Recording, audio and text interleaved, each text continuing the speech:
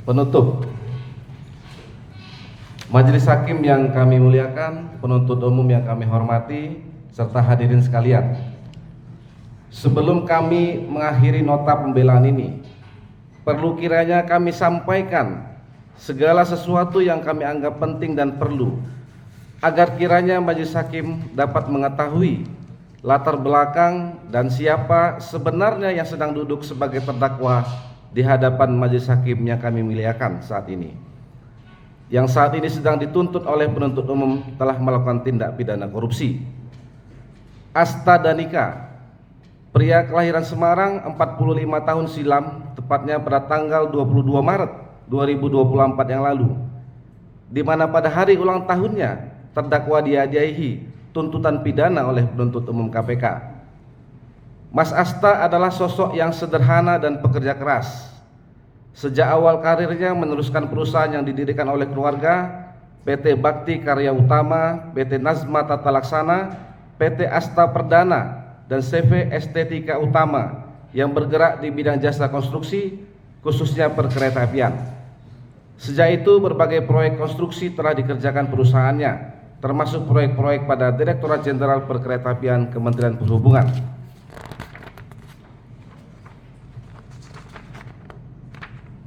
Untung tak dapat diraih, malang tak dapat ditolak.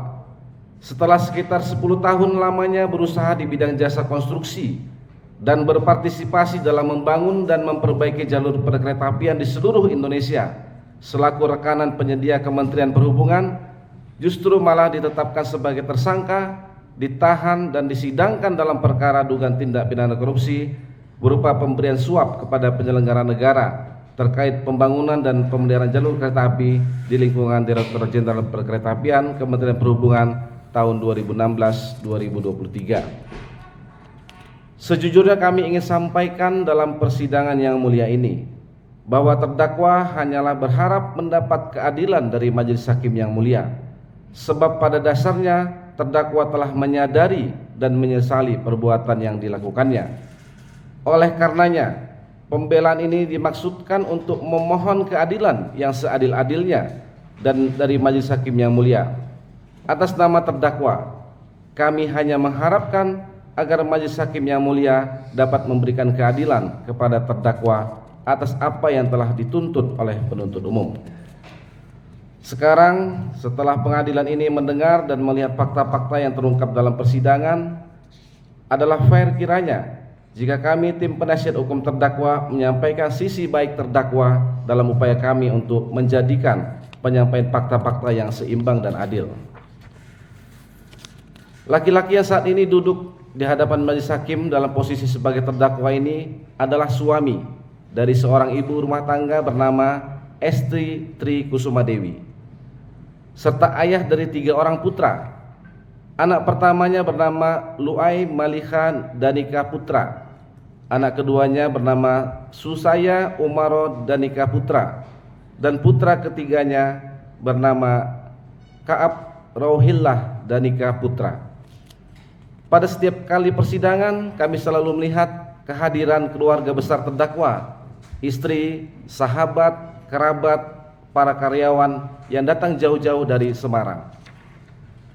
Anak-anaknya tentu sangat tidak percaya bahwa ayahnya yang demikian dikagumi, yang selalu menanamkan pelajaran kejujuran dan memberikan pelajaran agama kepada mereka, kini harus menerima kenyataan didudukkan sebagai terdakwa dan ditahan di balik tembok-tembok penjara yang dipisahkan dengan seluruh keluarganya.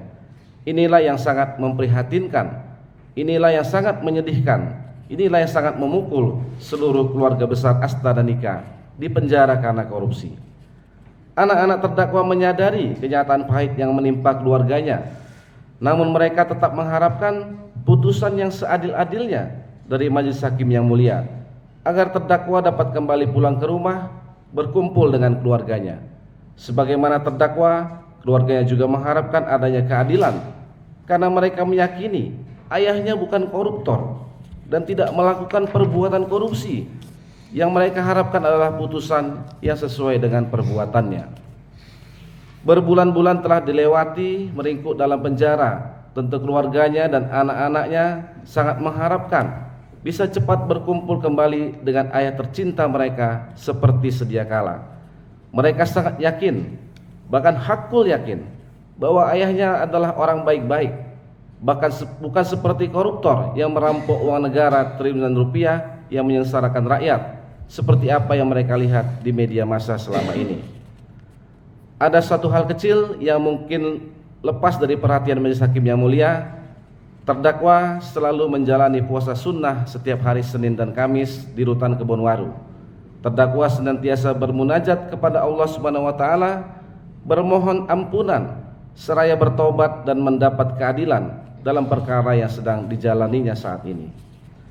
Majelis Hakim yang kami muliakan, rekan penuntut umum yang kami hormati, serta hadirin sekalian, kami ingin mengakhiri nota pembelaan ini dengan permohonan agar kiranya Majelis Hakim yang kami muliakan dengan segala kewibawaannya dapat memberikan putusan yang seringan-ringannya dan seadil-adilnya, atau setidak-tidaknya memberikan rasa keadilan kepada terdakwa dan keluarganya.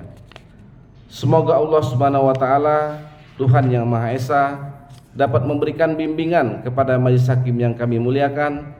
Seraya izinkan kami mengutip sebuah ayat suci Al-Quran surat An-Nisa ayat 58 yang diyakini terdakwa. Wa idza hakamtum bainan nas an tahkumu bil adli. Jika kamu sedang mengadili seseorang, jatuhkanlah hukuman yang seadil-adilnya.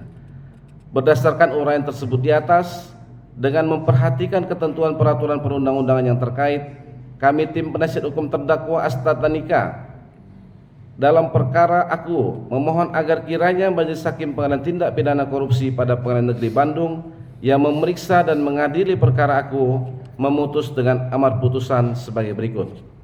1.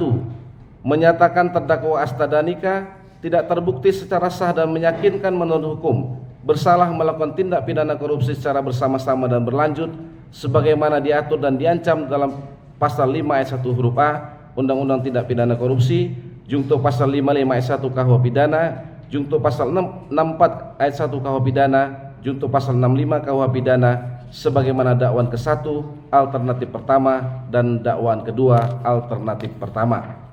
2. Menyatakan terdakwa Astadanika telah terbukti secara sah dan meyakinkan menurut hukum bersalah melakukan tindak pidana korupsi secara bersama-sama dan berlanjut sebagaimana diatur dan diancam pidana dalam pasal 13 Undang-Undang Tindak Pidana Korupsi, jungto pasal 55 ayat 1 KUH pidana, jungto pasal 64 ayat 1 KUH pidana, jungto pasal 65 KUH pidana sebagaimana dakwaan ke-1 alternatif kedua dan dakwaan kedua alternatif kedua. 3. Menjatuhkan pidana kepada terdakwa Astadanika berupa pidana penjara dan pidana denda yang seringan-ringannya dan seadil-adilnya. 4. Memerintahkan kepada penuntut umum KPK untuk membuka blokir rekening taplus bisnis perseorangan atas nama Astadanika dengan nomor rekening 228171728 pada Bank BNI Kantor Cabang Undip Semarang. 5. Menyatakan barang bukti yang disita oleh penyidik KPK, barang bukti nomor 64 sampai dengan barang bukti nomor 128 berupa dokumen asli perusahaan milik terdakwa, mohon kiranya dikembalikan kepada terdakwa.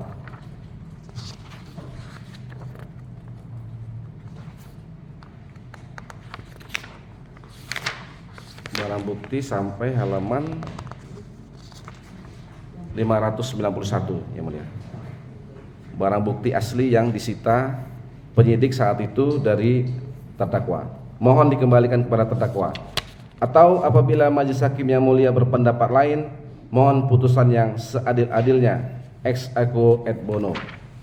Demikianlah permohonan dan pembelaan ini kami sampaikan pada sidang hari ini, Rabu tanggal 27 Maret 2024 bertepatan dengan 16 Ramadan 1445 Hijriah di Pengadilan Tindak Pidana Korupsi pada Pengadilan Negeri Bandung. Tim penasihat hukum terdakwa Astadanika, Lubis Nasution Partner, saya Fadli Nasution, di sebelah saya Julfikri Lubis, Amir Hasan, Ria Puspitasari, Satria Tunggara, dan Ahmad Fadli Daulay, semuanya ditandatangani. Kami sudah juga melampirkan flashdisk, sudah ada flashdisk, ada lampiran kami merekam seluruh fakta persidangan, ada transkrip persidangan dan video persidangan yang mulia. Terima kasih. Billahi taufiq wal hidayah. Wassalamualaikum warahmatullahi wabarakatuh.